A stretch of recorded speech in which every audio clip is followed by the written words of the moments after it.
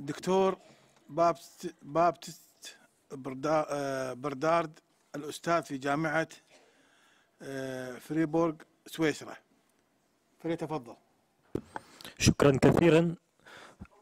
بسم الله الرحمن الرحيم. الصلاة والسلام على سيدنا محمد وعلى الأنبياء والمرسلين. اليوم سأحكي باللغة الفرنسية لغتي الوطنية لكن هناك ترجمة. Merci tout d'abord aux organisateurs pour me laisser l'occasion de parler de ce thème très important. Malheureusement, il n'y a que 10 minutes, donc je vais essayer d'aller à l'essentiel au plus vite. Et je dois d'abord commencer par une courte introduction sur mon départ pour aborder ce thème. C'est un thème que j'ai intitulé aujourd'hui « Les jeunes musulmans d'Europe et l'extrémisme violent, comprendre les causes et trouver des solutions ». Je parle à mon niveau, après une expérience d'une quinzaine d'années, dans ce qu'on peut appeler une ethnographie multisituée, une ethnographie de long terme, qui se base en partie sur mes expériences de vie.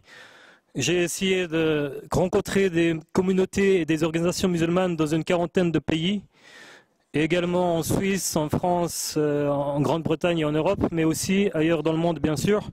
Et ce qui m'a permis de m'entretenir avec plusieurs centaines de personnes au cours de ces 10-15 dernières années, pour arriver aujourd'hui à mes conclusions. Mes conclusions qui restent bien sûr temporaires. J'ai également travaillé en prison, qui est un lieu qu'on associe à l'extrémisme, notamment en Suisse et en Algérie. Et j'aimerais parler aujourd'hui d'une perspective multiple. C'est pour ça que je fais cette introduction.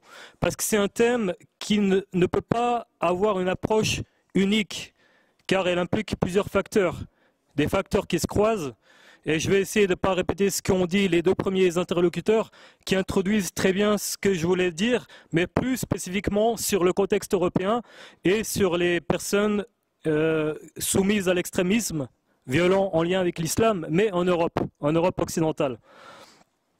Donc tout d'abord, pour revenir au contexte présent d'Europe occidentale, on voit ces dernières années un grand essor de, entre guillemets, la radicalisation liée à l'islam. Et cet essor est notamment dû à l'avènement en Syrie du soi-disant État islamique, du groupe Daesh, avec une série de jeunes musulmans et non musulmans même qui adhèrent à cette idéologie en Europe et qui a été aussi encouragé par des discours médiatiques et politiques. Pourquoi je dis encouragé? Parce que le traitement de l'information a créé une certaine surenchère en Europe, où finalement il est devenu normal d'associer islam et extrémisme, alors que 15 ans auparavant, même 10 ans auparavant, les deux termes n'allaient pas de soi. Le problème avec ces discours politiques et médiatiques, on est arrivé à une normalisation d'un extrémisme dans la conscience, dans l'imaginaire de jeunes musulmans en Europe, si bien qu'aujourd'hui, dans des quartiers populaires, pour blaguer, on parle du terrorisme en lien avec l'islam. Propos qui n'étaient pas entendus il y a 15 ans, je le précise encore. Maintenant, je propose 3 facteurs explicatifs pour essayer de comprendre les motivations de jeunes musulmans qui ont adhéré à l'extrémisme violent en Europe. Et ces 3 facteurs explicatifs doivent être pris ensemble, conjointement. Et c'est là, je pense, une limite des études qui ont été conduites jusqu'à présent en Suisse, en France ou ailleurs en Europe, c'est que la plupart des auteurs n'abordent qu'un seul facteur et excluent les autres. Donc finalement, il y a des conflits théoriques, des conflits méthodologiques entre des auteurs qui abordent soit l'explication par l'idéologie, soit l'explication par les facteurs psychosociaux. Je propose de combiner ces 3 facteurs. Le premier facteur explicatif que je vais mentionner est lié aux opportunités, ou plutôt au manque d'opportunités. Et à ce niveau-là, on est dans l'aspect psychosocial. On n'est pas du tout dans l'aspect islamique, idéologique, religieux. Mais on est dans une situation où des jeunes personnes retrouvent dans des situations d'impasse, se retrouvent sans perspective professionnelle, sans perspective familiale, avec des troubles psychiques, avec des troubles d'addiction, avec des carrières de délinquance qui les empêchent de s'insérer dans la société, même quand elles essayent d'arrêter ça, qui les fait sentir dans une certaine impasse. Et comme en général l'être humain a la même tendance à vouloir s'en sortir naturellement, quand on n'a plus d'opportunités, on est prêt à tout pour ne pas sombrer et à trouver une ultime chance. Et pour certains, le passage à l'acte violent, le passage à la radicalisation ou l'extrémisme violent, c'est fait dans un cadre d'intérêt. Quand je dis intérêt, je parle d'intérêt personnel. Pour des personnes, partir en Syrie ou en Irak, rejoindre des groupes djihadistes était l'occasion d'avoir accès à un groupe, à une communauté, d'avoir accès à une fonction, d'avoir accès à un mariage, d'avoir accès à des relations. Et au-delà des raisons idéologiques, ça explique plusieurs itinéraires et je me base sur des cas. J'ai une perspective inductive où je pars de cas réels, concrets pour essayer de comprendre les motivations. Le problème, c'est que tant qu'on reste à ce niveau d'opportunité, de manque d'opportunité, donc de quête de réussite entre guillemets, qui pousse à l'extrême parfois, on est dans un registre personnel, individuel. Mais ici, l'idéologie vient jouer un rôle. Parce que ces mêmes personnes ont trouvé une idéologie sur la base de l'islam que la grande majorité ne connaissait pas du tout. Elles ont trouvé une justification, une norme et surtout un groupe, un engouement collectif qui a donné sens finalement à des problématiques individuelles, à des désespoirs individuels, mais qui ont trouvé du sens dans une justification idéologique collective.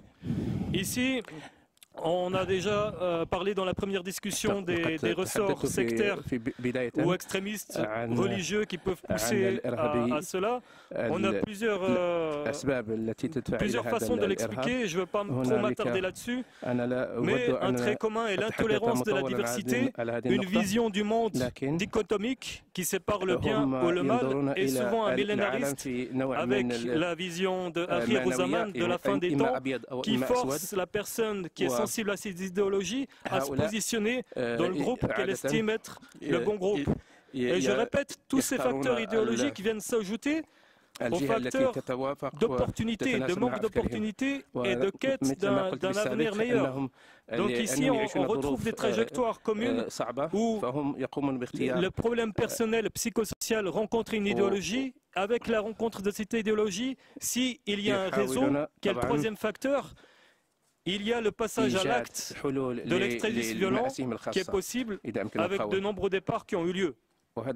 La dernière partie liée au réseau permet de donner un pouvoir ou une capacité d'action à ces personnes qui sont prêtes, parce que désespérées et parce que motivées par l'idéologie, de passer à l'action. Si elles n'avaient pas ce cadre-là, elles n'auraient pas pu aller plus loin.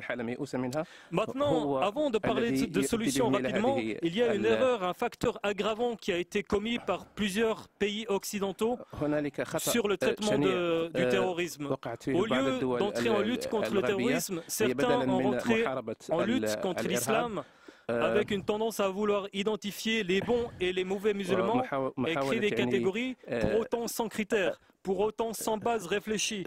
Et on a nourri ces extrémismes religieux en allant dans le même sens, mais à l'inverse. En pensant que l'islam est le problème, on a encouragé les groupes terroristes, extrémistes, qui finalement ont voulu dichotomiser la société en disant que la seule vision de l'islam qui existe, c'est celle des extrémistes, et que l'islam est un problème en soi.